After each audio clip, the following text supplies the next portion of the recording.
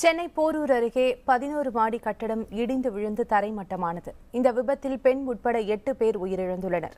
கட்டட இடிபாடுகளில் 40 முதல் 50 பேர் வரை சிக்கியிருப்பதாக காவல்துறை தெரிவித்துள்ளது.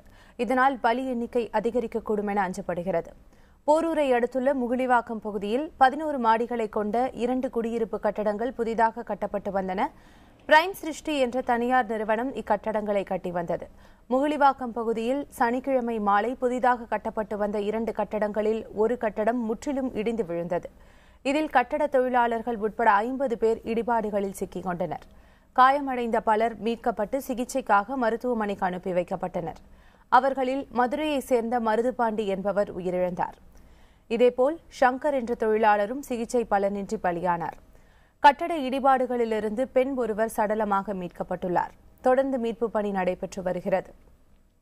இரும்புச் சாரங்கள் அதிகமாக இருப்பதால் அவற்றை ஒவ்வொன்றாக வெட்டி எடுத்து இடிபாடுகளில் சிக்கியுள்ளவர்களை மீட்க அதிகாரிகள் நடவடிக்கை எடுத்துள்ளனர்.